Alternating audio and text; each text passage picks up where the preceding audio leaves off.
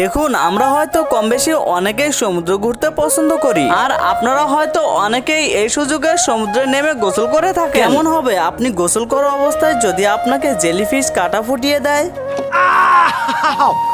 আপনাকে এই অবস্থায় কি করতে হবে আপনি কি জানেন? না জেনে থাকলে তাহলে চলুন দেখে আসি। তা দেখার আগে এই অসুস্থ মাটির জন্য আপনাদের কাছে কোনো টাকা চাইবো না, শুধু লাইকের প্রয়োজন, একটি লাইক করে দেবেন। দেখুন, আপনাকে যদি কখনো জেলিফিশ কাটা ফুটিয়ে দেয়, আপনি কখনো ভুল করেও প্রস্রাব করে দেবেন না বা সরাসরি গরম পানি ঢেলে দেবেন না। এতে কাটা ফুটে যাওয়া ক্ষতস্থানটি প্রচন্ড ভাবে জ্বালা পোড়া এবং ব্যথা করতে শুরু করবে। তার থেকে ভালো আপনি ক্ষতস্থানটিতে সমুদ্রের পানি পর্যাপ্ত পরিমাণে ঢালতে থাকুন, এতে আপনার সবগুলো কাটা উঠে যাবে।